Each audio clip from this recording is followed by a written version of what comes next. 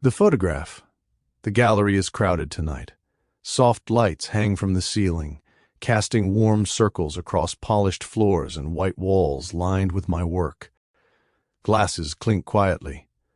People lean close to one another in low conversations, the kind that happen in places where everyone wants to sound thoughtful. I stand near the back of the room, smiling politely when someone recognizes me. Hands shake mine. Compliments drift in my direction like gentle waves. Beautiful work. You have such an eye for emotion. You captured something rare. But most of the attention tonight is not on me. It is on a photograph hanging in the center of the gallery. A portrait of a woman sitting beside a window. The light falls softly across her face. One hand rests loosely on a book in her lap. Her eyes are turned toward the camera, calm and thoughtful, as if she had been caught halfway between reading and remembering something. People gather in front of it more than any other photograph. I hear their voices as they study it. There's something haunting in her eyes. You captured loneliness perfectly. This might be your best work. I nod politely when they say these things. I thank them. But they are all wrong. It isn't loneliness in her eyes. It was love. And it was meant for me. I met her many years ago in a small cafe in Lisbon. At that time I was nobody, just a young man carrying a worn camera and the vague hope that one day I might become something resembling a photographer. The cafe sat on a narrow street not far from the river.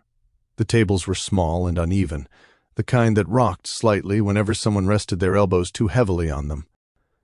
I had spread a few of my photographs across the table while drinking cheap coffee and pretending to be confident about my future. She sat down across from me without asking. "Are these yours?" she asked, pointing to the photographs. Her voice was calm, curious rather than impressed. I nodded.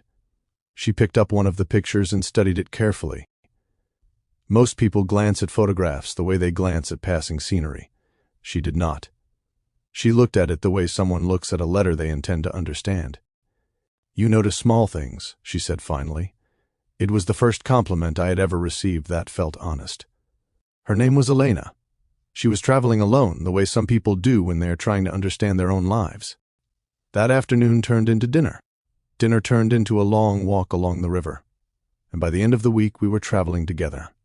Those were quiet, wandering months. We moved through cities without much of a plan. Trains through the countryside. Small guest houses with thin walls and narrow beds. Rainy afternoons spent in bookstores where the smell of old paper and coffee filled the air.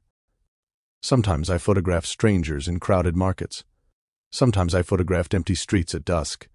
Elena was always nearby, watching, encouraging. "You see the world differently," she would say. At the time, I believed she was simply being kind. Years later, I realized she had been telling me something deeper. She saw me clearly long before anyone else did. Long before I understood myself. But there was always something unspoken between us. Not awkwardness, just a quiet distance that neither of us seemed willing to cross. We laughed easily. We shared stories. We walked for hours beside rivers and through unfamiliar streets, yet the words that might have changed everything never quite arrived. It wasn't fear exactly, more like hesitation, the quiet assumption that there would always be another moment later. Another evening, another opportunity. Time when you are young feels generous. The photograph was taken in a small apartment in Florence. It was late afternoon. The light entering the room had that soft golden tone that photographers hope for, but rarely find. Elena was sitting beside the window reading. One leg folded beneath her, the book resting loosely in her lap. Outside, the distant sound of church bells drifted through the open window. I remember lifting my camera almost absent-mindedly. The moment felt ordinary. Just another photograph in a long series of ordinary moments. When she noticed me, she looked up. Not startled. Not posing. Just looking. The way someone does when they are completely comfortable with the person standing in front of them. I pressed the shutter. The click of the camera was soft, almost unimportant. She smiled slightly and returned to her book. At the time, I thought nothing of it. I had taken hundreds of photographs by then. Thousands would follow. It seemed like just another quiet afternoon preserved on film. Life has a way of pulling people gently apart. Travel ended. Work appeared. Responsibilities gathered slowly around the edges of our lives. We still wrote letters. We still met occasionally in different cities. But the long, wandering months belonged to the past. Then one evening we met for dinner in Madrid. She told me she was getting married. Not dramatically. Not apologetically. Just simply. The kind of news that changes everything without raising its voice. I remember smiling. I remember congratulating her. The conversation continued politely after that, as if the earth had not shifted beneath my feet. We finished dinner. We walked a short distance together. Then we said goodbye.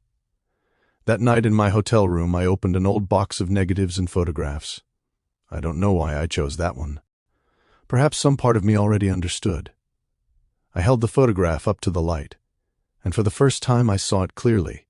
The look in her eyes, the quiet warmth, the patience. She had been waiting, not forever, just long enough for me to notice. But I hadn't.